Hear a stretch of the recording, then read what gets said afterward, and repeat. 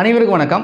இந்த வீடியோவில் நம்ம என்ன பார்க்க போகிறோம்னா, வின்னர்ஸ் கிளாஸ் அகாடமி சார்பாக நம்ம மெட்ராஸ் ஹைகோர்ட் எக்ஸாமுக்கு பயனுள்ள வகையில் office assistant, copy stander, watchman, மசால்ஜி, night watchman, gardener, cleaning work இந்த மாதிரியான போஸ்ட்டுக்கு வந்து நம்ம இலவச முழு மாதிரி தேர்வு நம்ம கொடுத்தோம் நம்ம டெலிகிராம் சேனல் மூலிமா. அது மட்டும் இல்லை 10ஆம் வகுப்பு கல்வித்தரம் கொண்ட examiner, junior bailiff, senior bailiff, process writer, Xerox ஆப்டருக்கும் நம்ம கொடுத்துருந்தோம். இந்த வீடியோவில் நம்ம ஆஃபீஸ் அசிஸ்டன்ட் வாட்ச்மேன் கொடுத்தோம் இல்லையா, அதில் இருக்கக்கூடிய மேக்ஸ் கொஸ்டினுக்கு டீட்டெயில் ஆன்சர் தான் நம்ம பார்க்க போகிறோம். இப்போ இந்த வீடியோ கிளிக் பண்ணி பார்க்கக்கூடிய நண்பர்களை வந்து இந்த ஃப்ரீ மோக் டெஸ்ட் வந்து எழுதி பார்க்கல அப்படின்னா, நீங்கள் டெஸ்ட் எழுதி பார்க்கணும் விருப்பப்பட்டீங்க அப்படின்னா நம்ம டெலிகிராம் சேனலில் வந்து ஜாயின் பண்ணிக்கோங்க. டெலிகிராம் சேனலுக்கான லிங்க் வந்து இந்த வீடியோட டிஸ்கிரிப்ஷனில் அட்டாச் பண்ணியிருக்கேன். இன்றைக்கி காலையில் தான் கொஸ்டின் பேப்பர் கொடுத்தேன், இன்னும் ஆன்சருக்கு கூட கொடுக்கல, ரைட்டா? ஸோ நைட்டு ஒரு ஷார்ப்பாக ஒரு 9 மணிக்கு வந்து பார்த்தீங்கன்னா நம்ம டெலிகிராம் சேனலில் ஆன்சர் கீ நான் கொடுத்துருவேன். நீங்கள் வந்து அப்போ வந்து கிராச் செக் வந்து பண்ணிக்கலாம், ரைட்டா? சரி, மேக்ஸுக்கான டீட்டெயில் ஆன்சர் பார்க்கலாமா? பேசிக் மேக்ஸ் தான், அதாவது ஆஃபீஸ் வாட்ச்மேனுக்குலாம் பார்த்தீங்கன்னா பேசிக் மேக்ஸ் தான், ரொம்ப எளிமையான மேக்ஸ் தான் கேட்பாங்க. ஸோ அந்த அடிப்படையில் தான் நாமளும் வந்து கேட்டிருக்கோம், ரைட்டா? 7, 4, 8 ஆகிய எண்களை கொண்டு அமையும் மிகப்பெரிய எண் எதுன்றாங்க. இலக்கங்கள் வந்து ஒரு முறை தான் வந்து பயன்படுத்தக்கூடாது, ரிப்பீட்டட் வரக்கூடாது அப்படின்றத அவங்க தெளிவுபடுத்துகிறாங்க. ஸோ அப்போ 7, 4, 8ல் பெரிய நம்பர் என்னது 8, அதுக்கப்புறம் பெரிய நம்பர் 7, அதுக்கப்புறம் நம்பர் வந்து 4. அதாவது வந்து பார்த்திங்கன்னா நமக்கு அந்த வேல்யூ வந்து பெருசாக இருக்கணும். அப்போ பெரிய நம்பர் வந்து 8, அதுக்கு அடுத்தது சின்னதாக அது கம்மியாக பார்த்தோம்னா 7, அதுக்கு கீழே பார்த்தோம்னா நம்ம 4 வருது. ஸோ நம்ம எழுதும்போது பார்த்தீங்கன்னா 874 அப்படின்றதான் நமக்கு வந்து இந்த 3 நம்பரை வச்சு நமக்கு வந்து பெரிய நம்பராக எழுத முடியும். நீங்கள் எடுத்த உடனே 7 வந்து ஃபஸ்ட்டாக எடுத்துட்டிங்க அப்படின்னா நீங்கள் அதுக்கப்புறம் நீங்கள் 4, 8 போட்டாலும் சரி, அல்லது 8, 4 போட்டாலும் அது 700 சில்லறதாக வரும். 748, 780 தான் வரும். ஆனால் 8 ஃபஸ்ட்டு போட்டோம்னா நம்ம 800ன்னு வந்துடும். அதுக்கப்புறம் வந்து 874 தான் பெருசு. சப்போஸ் நீங்கள் 4 எங்கே போட்டிங்கன்னா 847ன்னு வரும். 847 விட 874 தான் பெருசு. அப்போ இந்த 3 நம்பரை வச்சு நம்ம பெரிய நம்பராக பெரிய டிஜிட்டாக வந்து அமைக்கணும் அப்படின்னா நம்மளால் 874ன்ற நம்பர் தான் வந்து அமைக்க முடியும். ஸோ அதனால் வந்து பி ஆப்ஷன் தான் இதுக்கு வந்து சரி. அடுத்தது, வளவனின் முட்டைக்கடையில் ஒவ்வொன்றிலும் 10 முட்டைகள் கொண்ட 10 தட்டுகள் இருந்தன. அவன் 3 தட்டுகளில் உள்ள முட்டைகளை விற்றுவிட்டான், 2 தட்டுகளில் உள்ள முட்டைகளை அழுகிவிட்டன. இப்போது வளவனின் கடையில் உள்ள மீதமுள்ள முட்டைகளோட எண்ணிக்கை எவ்வளோன்றாங்க. ஸோ ஒரு கடையில் அவன் வச்சுருக்கான், ஒவ்வொரு தட்டுலேயும் அந்த ஒரு அட்டைப்பட்டியில் வந்து 10 முட்டை இருக்குது. அந்த மாதிரி அவன் 10 தட்டு வச்சுருக்கான். அப்போ ஒட்டுமொத்தமாக அவங்ககிட்ட இந்த முட்டை எவ்வளோன்னா 10 தட்டு, ஒவ்வொரு தட்டிலும் 10 முட்டை. அப்போ வந்து ஒட்டுமொத்தமாக அவங்ககிட்ட 100 முட்டை இருந்திருக்கு, ரைட்டா? இதில் 10 தட்டில் என்ன பண்ணியிருக்கான் அப்படின்னா ஒரு 3 தட்டை வந்து விற்றுட்டான், ரைட்டா? அப்போ 3 × 10ன்னு போடும்போது 30 முட்டையை வந்து அவன் சேல்ஸ் பண்ணிட்டான். மீதி என்ன நடந்தது அப்படின்னா 2 தட்டுவோட முட்டை வந்து அழுகி போச்சு. அப்போ 2 × 10ன்னு போட்டால் 20. அப்போ 30 விற்றுட்டான், 20 அழுகி போச்சு. அப்போ ஒட்டுமொத்தமாக அவங்ககிட்ட வந்து 50 வந்து போயிடுச்சு. 1 அழுகி போயிடுச்சு, விற்று போட்டான், ரைட்டா? ஸோ மொத்தம் 50 முட்டை போயிடுச்சா? அப்போ மீதி அவங்ககிட்ட இருக்கக்கூடிய முட்டை எவ்வளோன்னா 50 முட்டை இருக்கும். 5 தட்டில் 50 முட்டை இருக்கும். ஸோ 50 முட்டை அப்படின்றதா சரி. ஸோ சி ஆப்ஷன் வந்து சரியாக இருக்கும். கீழ்கண்டவற்றில் லீப் ஆண்டு எதுன்றாங்க. கண்டிப்பாக உங்களுக்கு தெரிஞ்சிருக்கும். இந்த ஆண்டு 2024 பார்த்திங்கன்னா பிப்ரவரியில் 29 வந்திருக்கு. ஸோ ஆன்சர் வந்து 2024 தான். மேத்தமெட்டிக்கலாக சொல்லணும் அப்படின்னா நீங்கள் ஒவ்வொரு ஆண்டாக எடுத்துக்கிட்டு அதை 4ஆல் டிவைட் பண்ணதான்னு பாருங்கள், 4ஆல் டிவைட் ஆகிதான்னு பாருங்கள். ஸோ அப்படி டிவைட் ஆச்சு அப்படின்னா அது வந்து லீப் ஆண்டுன்னு சொல்லலாம். நீங்கள் 2024 வந்து 4ஆல் டிவைட் பண்ண முடியும். ஏன்னா 20 வருது, அப்புறம் 6 வருது. ஸோ வந்து பார்த்திங்க அப்படின்னா 506ன்னு வரும். இது வந்து டிவைட் பண்ண முடியும். 2024 4ஆல் டிவைட் பண்ண முடியும். ஸோ அதனால் வந்து அது லீப் ஆண்டுன்னு சொல்லலாம். மீதிலாம் நீங்கள் டிவைட் பண்ணி பார்த்தீங்கன்னா மீதியின்றி டிவைட் ஆகாது, டெசிமலில் வரும், ரைட்டா? பட் மீதியின்றி வகுப்படணும். அப்படி வகுப்பட்டால் மட்டும்தான் அந்த இயரை வந்து நம்ம லீப் ஆண்டுன்னு சொல்ல முடியும், ரைட்டா? ஸோ மேத்தமெட்டிக்கலாக சொல்லணும் அப்படின்னா 4ஆல் வகுத்தா மீதியின்றி வகுத்தா அது லீப் ஆண்டு, ரைட்டா? நம்ம பார்த்தோன்னே சொல்லிடலாம் இந்த வருஷம் தான் நடந்தது. இப்போ 2024 தான் நடக்குது. இந்த ஆண்டு பிப்ரவரியில் 29 நாள் வந்துச்சுன்றது உங்களுக்கு தெரியும். ஸோ அதனால் லீப் ஆண்டு வந்து 2024, ஓகேங்களா?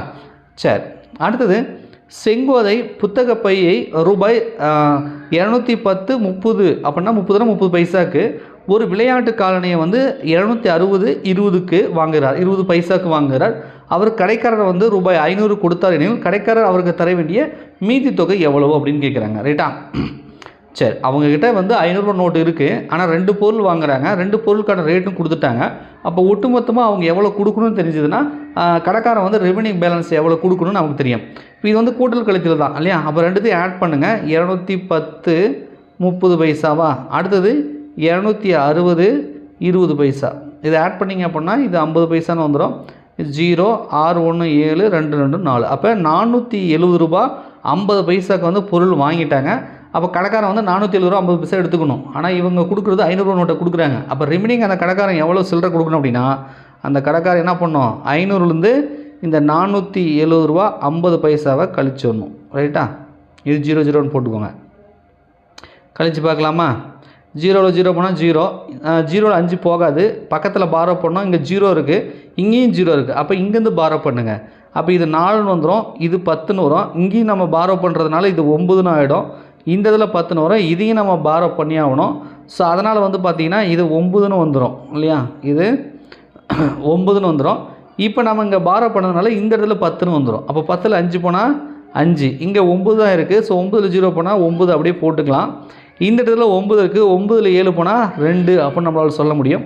இந்த இதில் 4 இருக்குது. ஸோ 4 போனால் 0. அப்போ நம்ம அதாவது இந்த 470 ரூபா 50 பைசாவை 500லேருந்து கழிச்சிட்டோம்னா நமக்கு 29 ரூபா 50 பைசா வந்து கிடைக்கிது. 29 ரூபா, அதாவது 470ன்னு வச்சுக்கோங்களேன், மீதி எவ்வளோ இருக்குது, 30 ரூபா இருக்குது. இங்கே 50 பைசா வந்து சேர்ந்து போச்சு. அப்போ 30 ரூபாயில் ஒரு 50 பைசா கழிச்சோம்னா 29 ரூபா 50 பைசா வந்துடும். வாய்க்கணக்கே போட்டுக்கலாம், மேத்தமெட்டிக்கலாக போடணும் அவசியம் இல்லை. பட் இருந்தாலும் ஒரு போட்டு காட்டணும் இல்லையா, அதுக்காக உங்களுக்கு நான் காட்டுறேன். ஓகேவா? 29 ரூபா 50 பைசா. ஸோ வந்து 29.15 இருக்குது. ஸோ இது எங்கே இருக்குதுன்னு பார்த்தீங்கன்னா சி ஆப்ஷன் இருக்குது. ஸோ சி ஆப்ஷன் தான் இதுக்கு வந்து சரி. ஒரு தேநீர் கோப்பை 2 லிட்டர் தேநீரை கொண்டுள்ளது. 500 மில்லி கொள்ளளவு கொண்ட கோப்பைகளில் ஊற்றப்படும் எனில் எத்தனை கோப்பைகள் நிரப்ப முடியும் அப்படின்றாங்க. ஸோ 2 லிட்டர் வந்து இருக்குது, தேநீர் கோப்பை இருக்குது. 500 ml நம்ம பிரித்து வந்து கோப்பையில் ஊற்றணும். அப்போ எத்தனை கோப்பை நமக்கு தேவைப்படும்னு கேட்குறாங்க. அப்போ இது மில்லியில் இருக்குது, இது லிட்டரில் இருக்குது. ஏதாவது நம்ம வந்து கால்குலேஷன் பண்ணால் எல்லாமே ஒரே யூனிட்டில் இருக்குன்னு சொல்லுவாங்க. இப்போ மீட்டர்னா மீட்டர், சென்டிமீட்டர்னா சென்டிமீட்டரில் இருக்கணும், கிலோமீட்டர்னா கிலோமீட்டர் இருக்கணும், செகண்ட்னா செகண்டில் இருக்கணும், மில்லினா மில்லியில் இருக்கணும், லிட்டர்னா லிட்டருக்கணும். அது ஒரே யூனிட்டில் இருந்தால் தான் கணக்கு வந்து போட முடியும். அதான் கான்செப்ட்டு. இப்போ இந்த லிட்டரை வந்து நம்ம மில்லி லிட்டருக்கு மாற்றிக்கலாம். ரைட்டா? ஒரு லிட்டர் என்பது 1000 மில்லி அப்படின்றது நமக்கு தெரியும். அப்போ 2 லிட்டர்னு சொன்னாங்கன்னா 2000 மில்லி அப்படின்றது நமக்கு தெரியும். அப்போ 2000 போட்டுக்கோங்க. 2000 மில்லி. இங்கே 500 ml பிரிக்கிறாங்க. அப்போ எத்தனை 500 நம்மளால் பிரிக்க முடியும் அந்த கோப்பையோட எண்ணிக்கை தானே கேட்குறாங்க. அப்போ 500ஆல் டிவைட் பண்ணுங்கள். அப்போ தான் எத்தனை வந்து கோப்பை தேவைப்படுன்றது நமக்கு தெரியும். ரைட்டா? அப்போ 2 0 கேன்சல் பண்ணுங்கள். இப்போ 20 இருக்குது. 1 5 5 4 5 20. அப்போ 4ன்னு வருது. ரைட்டா? அப்போ 500 ml நீங்கள் வந்து பிரித்து ஊற்றணும் அப்படின்னா 4 கோப்பையில் ஊற்றலாம். ஒரு 500 ml இது கூட வாய்க்கணிக்க போடலாம். 500 ml இன்னொன்று ஊற்றினா 1000, அப்போ 1 லிட்டரு. இன்னொன்று ஊற்றினா 1500, 3 கோப்பை. அடுத்து இன்னொரு 500 ஊற்றினா 2000 ml. அப்போ நம்ம 4 கோப்பையில் நம்ம பிரிக்கிறோம். ரைட்டா? அப்போ 4 தான். ஸோ வாய்க்கணக்கு போட முடியும். இருந்தாலும் உங்களுக்கு வந்து ஒர்க் அவுட் பண்ணி காட்டிட்டேன். ஒரு வட்ட வடிவ உணவு மேசையின் ஆரம் 70 சென்டிமீட்டரில் அதன் பரப்பளவு என்னன்றாங்க. ரைட்டா? இது வந்து பார்த்தீங்கன்னா மோஸ்ட்லி இந்த முக்கோணத்தின் பரப்பளவு, வட்டத்தின் பரப்பளவு, வட்டத்தின் சுற்றளவு, சதுரம், செவ்வகம், இந்த மாதிரிலாம் வந்து பேசிக்கான அந்த டைமென்ஷன் இருக்கும் இல்லையா, அதை பற்றிலாம் கேட்பாங்க. அதெல்லாம் கொஞ்சம் தெரிஞ்சு வச்சுக்கோங்க. ஓகேங்களா? இப்போ ஒரு வட்ட வடிவ உணவு மேசையின் ஆரம் 70 சென்டிமீட்டர் அப்படின்னு சொல்லிட்டாங்க. அதன் பரப்பளவு தான் கேட்குறாங்க. அப்போ வட்ட வடிவ உணவு மேசைனா வட்டத்தோட பரப்பளவை தான் நம்ம கண்டுபிடிக்கணும். அப்போ πr², 2πrனா சுற்றளவு, πr²னா நமக்கு பரப்பளவு. அப்போ πr² அப்படின்னா பையன்றது 22/7. அப்போ ஆர்ன்றது அவனே கொடுத்துட்டான் 70. r²னா நம்ம என்ன பண்ணோம், 70 × 70, 70 × 70 அப்படின்றத நம்ம போட்டுக்கிறோம். இப்போ இதை அடிக்கலாம் பாருங்கள். 1 7, இங்கே ஒரு பைத்தேல் 70. அப்போ என்ன வருது, 10ன்னு வந்துருச்சு. அப்போ 22, 10 × 70 போட்டிங்கன்னா அது 700ன்னு வந்துடும். அப்போ 700 × 22 அதானே வேணும், அதை அப்படியே போடுங்க. 700 × 22, 0க்கு 0, 2 14. மறுபடியும் நீங்கள் அதை மல்டிபிள் பண்ணோமா, 0 0 4 1. ரைட்டா? இப்போ இதை சிம்பிளிஃபை பண்ணுங்கள், ஆட் பண்ணுங்கள். 0 0, இது 4, இது 5, இது 1. அப்போ என்ன வருது நமக்கு, 15400 அப்படின்னு வருது. ஸோ பரப்பளவுன்றதுனால சென்டிமீட்டர்னா சென்டிமீட்டர் ஸ்கொயர் அப்படின்னு வரும். இதே கன அளவுனா கியூப் வரும் இல்லையா? அப்போ 15400 சென்டிமீட்டர் ஸ்கொயர்னு வரணும். ரைட்டா? சென்டிமீட்டர் ஸ்கொயர் ஒன்று வேல்யூ மட்டும் பார்க்கக்கூடாது. இங்கே பாருங்கள், இங்கே ஒரு 15400 இருக்குது, இங்கே ஒரு 15400 இருக்குது. 2 15400 இருக்குது. ஆனால் பரப்பளவுன்னு வரும்போது நமக்கு வந்து அந்த வேல்யூ போடுறோம் இல்லையா, 70 × 17 போட்டோம் இல்லையா, அப்போ சென்டிமீட்டர் × சென்டிமீட்டர்னு வரும். ஸோ சென்டிமீட்டர் ஸ்கொயர்னு வரணும். அப்போ அந்த யூனிட்டும் கரெக்டாக இருக்குதான்னு பார்க்கணும். அவசரத்தில் நம்ம போடும்போது இங்கே ஸ்கொயர் இல்லாமல் இருக்குது. நம்ம இந்த ஆன்சரை சூஸ் பண்ணுறதுக்கான வாய்ப்புகள் இருக்குது. ஸோ அதனால் நீங்கள் கவனமாக இருக்கணும். ஸோ 76க்கு வந்து பி ஆப்ஷன் தான் சரி, டி ஆப்ஷன் கிடையாது. ஓகேவா? சரி, அடுத்தது ஒரு நபர் ஒரு பொருளை ரூபாய் 150க்கு வாங்கி அதன் அடக்க விலையின் 12% இதர செலவுகளாக செய்கிறார். 5% லாபம் பெற இது பெருன்னு போட்டிருக்குது. ஆக்சுவலாக பெற ராதா வரணும். இது இப்படி வரணும்னு வச்சுக்கோங்களேன். பெற அவர் அதை என்ன விலைக்கு விற்க வேண்டும் அப்படின்றத கேட்குறாங்க. இப்போ வாங்கிய விலை என்ன, அடக்க விலை என்னன்னு பாருங்கள். வாங்கிய விலை 150, அடக்க விலைன்னா அவர் இதர செலவு பண்ணார் இல்லையா, அதையும் சேர்த்துட்டு அதில் தான் லாபத்தை வந்து அவர் எதிர்பார்ப்பார். அப்போ அவர் வந்து 12% வந்து செலவு பண்ணுறதா சொல்கிறாங்க. அப்போ வாங்கினது 150 ரூபானா அந்த 150 ரூபாயில் 12% அவர் செலவு பண்ணியிருக்காரு. ரைட்டா? அப்போ 150ல் 12%ன்றது எவ்வளோ நமக்கு தெரியணும் இல்லையா? அப்போ நம்ம என்ன பண்ணலாம், டிவைட் பை 100 இன்ட்டு 12% இன்ட்டு 12ன்னு போட்டுக்கோங்க. இதை சிம்பிளி பண்ணிங்கன்னா உங்களுக்கு இந்த 150ல் 12%ன்றது எவ்வளோன்னு கிடைச்சிரும். ரைட்டா? அப்போ தான் நம்ம வந்து அதனோட அடக்க விலையை கண்டுபிடிக்க முடியும். இது வாங்கிய விலை தான் 150. சரி, 1 0 கேன்சல், 2 5 10, 3 5 15, 1 2 6 2 12. இப்போ எவ்வளோது, 3 18. அப்போ 12% செலவு பண்ணார் அப்படின்னா அவர் 150 ரூபாய்க்கு வாங்கி அந்த பொருளுக்கு வந்து 18 ரூபா செலவு பண்ணியிருக்காரு. அப்போ அவர் வந்து 168 ரூபா அந்த பொருளோட உண்மையான ரேட்டு அதுதான் அடக்க விலை. ஏன்னா அவர் செலவு பண்ணதை சேர்த்திக்கணும். இப்போ 168 ரூபா ஆகிப்போச்சு அந்த பொருளுக்கு ரேட்டு. இதுலேருந்து அவருக்கு 5% வந்து லாபம் கிடைக்கிற மாதிரி அவரை விற்கணும் அப்படின்னா என்ன விலைக்கு விற்கணுன்றாங்க. ரைட்டா? சரி, அப்போ இதுலேருந்து நம்ம வந்து 5% வாய்க்கணக்காக போடணும். 10%னா 16.8, அது 16ல் பாதி எவ்வளோ அப்படின்னு போட்டு கூட போடலாம். இருந்தாலும் உங்களுக்கு மேத்தமெட்டிக்கலாகவே நான் காட்டுற பாருங்க. இப்போ 160ன்னு கண்டுபிடிச்சிட்டோமா, இதுலேருந்து 5% எவ்வளோன்னு கண்டுபிடிக்கணும். ரைட்டா? ஒன்றும் இல்லை, 168 divided by 100 into 5% into 5. Right. இப்போ வந்து என்ன பண்ணலாம், இதை வந்து நம்ம கேன்சல் பண்ணலாம். ரைட்டா? இங்கே பாருங்கள், 1 5 5ன்னு அடிக்கலாமா, 2 5 10, ஒரு 0, அப்போ 20 அப்படின்னு வருது. அப்போ 168 பை 20ன்னு வருது. கரெக்டா? இது ரெண்டாவது டேபிள் கூட அடிக்கலாம். 2 20ன்னு அடிக்கலாம். 8 2 16, 4 2 8 அப்படின்னு வருது. அப்போ 84 பை 10ன்னு வருது. ஸோ 84 பை 10னா நம்ம 8.4ன்னு எழுதிக்கலாம். 8.4 8.4னா 8 ரூபா 40 பைசான்னு வருது. ரைட்டா? இப்போ 168 ரூபாயில் ரைட்டா அவர் 5% வந்து செலவு பண்ணார் அப்படின்னா 8 ரூபா 40 பைசா வந்து செலவு பண்ணார்ல, 5% லாபம் வேணும் அப்படின்னா 8 ரூபா 40 பைசா அவருக்கு வந்து சேர்த்து விற்கணும். அப்போ தான் அது வந்து லாபமாக நம்ம எடுத்துக்க முடியும் 5%ன்றது. அப்போ இந்த 168ல் இந்த 8 ரூபா 40 பைசாவை நீங்கள் ஆட் பண்ணிக்கணும். ரைட்டா? அப்போ 168ல் 8 ரூபா 40 பைசாவை ஆட் பண்ணிக்கோங்க. ரைட்டா? அப்போ 40, 8 8 16க்கு 6, மீதி 1, 6 1 7, அப்போ 1. அப்போ 176 ரூபா 40 பைசாவுக்கு விற்றா 176 ரூபா 40 பைசாவுக்கு விற்றாங்க அப்படின்னா அவர் செலவு பண்ணதெல்லாம் போக மீதி வந்து ஒரு 5% லாபமாக கிடைக்கும். ரைட்டா? ஸோ அப்போ சி ஆப்ஷன் வந்து சரியாக இருக்குது. தென்றல் தனது வருமானத்தில் 4ல் ஒரு பங்கை சேமித்தால் எனில் அதன் சதவீதத்தை காண்கன்றாங்க. சதவீதம்னு சொன்னால் நம்ம 100ல் தான் சொல்லணும். இப்போ நீங்கள் ஃப்ராக்ஷன் சொன்னப்போ 1/4 கூட 4ல் ஒரு பங்கு நமக்கு தோணும். ஆனால் பர்சன்டேஜ்ன்றது நம்ம ஃப்ராக்ஷன் சொல்ல மாட்டோம். 10%, 1%, 0%, 70%, 100% இப்படி தான் சொல்லுவோம். அப்போ 4ல் ஒரு பங்கு அப்படின்னு சொன்னால் 4ல் ஒரு பங்குனா 1/4 இன்ட்டு 100 அப்படின்னு வரும். ஸோ அடிச்சிங்கன்னா 25ன்னு வரும். அப்போ 25%. 4 ரூபாயில் 1 ரூபா சேமிக்கிறாங்கன்னா அவங்க கணக்கு நம்ம வாய்க்கணக்குப்படி 100க்கு 25% வந்து சேமிக்கிறாங்கன்னு அர்த்தம். அப்போதானே வாய்க்கணக்கு. அப்போ 25% தான் சரி. ஆனால் பார்க்குறதுக்கு நமக்கு 1/4 மாதிரி தோணும். ஆனால் வந்து 25% தான் சொல்லணும். ஏன்னா பர்சன்டேஜ் என்பது இப்படி தான் சொல்லுவாங்க. ரைட்டா? சரி, அடுத்தது 15 17 20 22 25 தொடரோட அடுத்த எண் என்னன்றாங்க. இங்கே பாருங்கள், 15க்கும் 17க்கும் உள்ள டிஃப்ரென்ஸ் பாருங்கள். ஒன்று பெருக்கு தொடராக இருக்கணும், இல்லைனா கூட்டு தொடராக இருக்கணும். ரைட்டா?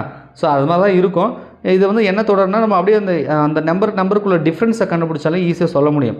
15க்கும் 7க்கும் பார்த்தா 2 டிஃப்ரென்ஸாக இருக்குது. 17க்கும் 20க்கு பார்த்தா 3 டிஃப்ரென்ஸாக இருக்குது. மறுபடியும் 20க்கும் 22க்கும் டிஃப்ரென்ஸ் 2 இருக்குது. ஸோ அடுத்தது பார்த்திங்கன்னா 22க்கும் 25க்கு டிஃப்ரென்ஸ் வந்து 3 இருக்குது. அப்போ பேட்டர்ன் வந்து 2 அப்புறம் 3 2 3. அப்போ கண்டிப்பாக அடுத்தது 2 அப்புறம் 3ன்னு வந்திருக்கணும். நமக்கு வந்து அடுத்த நம்பர் கேட்கறதுனால கண்டிப்பாக அடுத்த டிஃப்ரென்ஸ் வந்து 2ன்னு வந்திருக்கும். ஸோ 2ன்னு வந்தால் இந்த 25 கூட 2 நம்ம ஆட் பண்ணுற மாதிரி வந்திருக்கும். ஸோ 27 அடுத்த நம்பர் வந்து கண்டிப்பாக 27 இருக்கும். அப்புறம் 3 டிஃப்ரென்ஸ் வரும். அப்போ அடுத்தது 30ன்னு போகும். 2 3 2 3 2 3. ஸோ இந்த பேட்டர்னில் அது வந்து ஆட் ஆகிட்டு போயிட்டே இருக்குது. ஸோ ஆப்ஷன் வந்து சி ஆப்ஷன் வந்து நம்ம போடலாம்.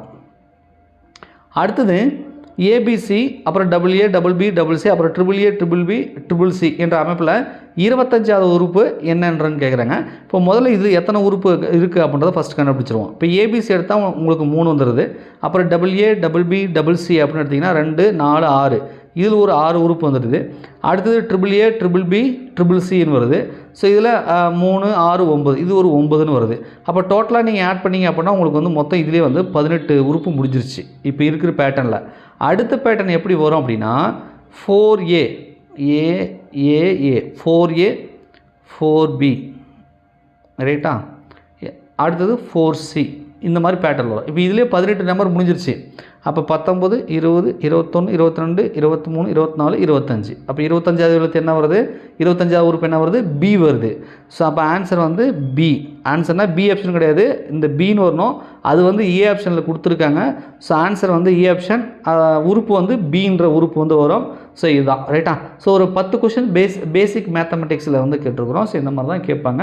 நம்பர் ஆஃப் கொஷின் எக்ஸாக்டாக 10 வரும், 15 வரும், 20 வரும் அப்படின்னு மேத்தமெட்டிக்கலாக சொல்ல முடியாது. உங்களுக்கு சிலபஸ் கவர் ஆகணுன்றதுனால நாம் வந்து ஒரு பர்டிகுலராக இத்தனை கொஷின் வந்து இதுக்கு வந்து நம்ம எடுத்துருக்கிறோம் ரைட்டா. ஸோ இந்த மாதிரி தான் கேட்பாங்க. ஈஸியாக தான் இருக்கும், பயப்பட வேண்டியதில்லை. பட் இருந்தாலும் படிக்கணும். அது மட்டும் இல்லாமல் மேக்ஸை பொறுத்த வரைக்கும் நம்ம எந்த அளவுக்கு வந்து ஸ்பீடாக போடுறோம், அக்யூரேட்டாக போடுறது ரொம்ப முக்கியம். ஸோ அதனால் வந்து நிறைய வந்து ப்ராக்டிஸ் பண்ணணும், அதான் வந்து ரொம்ப முக்கியம் ரைட்டா. ஸோ இந்த வீடியோ கிளிக் பண்ணி பார்க்குறவங்க நம்ம டெலிகிராம் சேனலில் வந்து ஜாயின் பண்ணிக்கோங்க. ஸோ அடுத்தது ஃபுல் மோக் டெஸ்ட் எப்போன்றதை கண்டிப்பாக நான் யூடியூப்பில் சொல்லுவேன். இப்போதைக்கு வந்து ஃபஸ்ட்டு டெஸ்ட் வந்து உங்களுக்கு நம்ம கொடுத்துருக்குறோம், ஃப்ரீயாக கொடுத்துருக்குறோம் ரைட்டா. அடுத்தது ஒரு டெஸ்ட்டுன்றது நமக்கு எக்ஸாம் டேட்டே கொடுக்கல. ஸோ எக்ஸாம் டேட்டை வந்ததுக்கப்புறம் அல்லது தேர்வு நெருங்கும் பொழுது கூட உங்களுக்கு இன்னொரு மோக் டெஸ்ட் வந்து கொடுக்குறேன் ரைட்டா. இப்போ நம்ம ஆகஸ்ட்டோட இறுதியில் தான் இருக்கிறோம். எக்ஸாம்ன்றது செப்டம்பர் இறுதியில் வருன்றாங்க. அப்போ இப்போ நீங்கள் வந்து டெஸ்ட் எழுதினீங்க அப்படின்னா 100க்கு எவ்வளோ மார்க் எடுத்திருக்கீங்க? ஒரு 100க்கு ஒரு குறிப்பிட்ட மார்க் நீங்கள் எடுத்திருப்பீங்க. ஸோ அது வந்து இந்த ஆகஸ்ட் இறுதியில் நம்ம இவ்வளோ தான் படிச்சிருக்கிறோம். உங்களுக்கு இன்னும் புரியுற மாதிரி சொல்லணும் அப்படின்னா, இப்போ நான் வச்ச டெஸ்ட்டில் ஒரு 100க்கு ஒரு 80 கிராஸ் பண்ணுறீங்க அப்படின்னா ஓகே நல்லா படிச்சிருக்கீங்கன்னு அர்த்தம். ஒரு 70க்கு மேலே எடுக்கிறீங்க அப்படின்னா சுமாராக படிச்சிருக்கீங்க, ஓகே எக்ஸாம் வரத்துக்குள்ளே நம்ம படித்து முடிச்சிடலான்னு அர்த்தம். நீங்கள் 70க்குள்ளெலாம் எடுத்திருக்கீங்க அப்படின்னா இன்னும் நீங்கள் வந்து முழுமையாக வந்து ப்ரிப்பேர் ஆகலை. ஸோ நம்ம எக்ஸாம் வரத்துக்குள்ளே இன்னும் நல்லா படித்து அடுத்த டெஸ்ட் நான் கொடுப்பேன் இல்லையா, அப்போ நீங்கள் வந்து ஒரு 80க்கு மேலே நம்ம எடுக்கணும், 100க்கு 80க்கு மேலே எடுக்கணும் அப்படின்னு மனசில் வச்சு நீங்கள் வந்து கரெக்டாக வந்து படித்து வந்து தேர்வுக்கு வந்து தயாராகுங்க ரைட்டா. தொடர்ச்சியாக மெட்ராஸ் ஹைகோர்ட் எக்ஸாமுக்கு நம்ம சேனலை வந்து ஃபாலோ பண்ணிக்கோங்க. புதுசாக நம்ம சேனலை பார்க்குறவங்க மறக்காமல் வந்து சப்ஸ்கிரைப் பண்ணி கூடவே அந்த பெல் பட்டனில் ஆல் பண்ணுறதை செட் பண்ணி வச்சுக்கோங்க. நன்றி, வணக்கம்.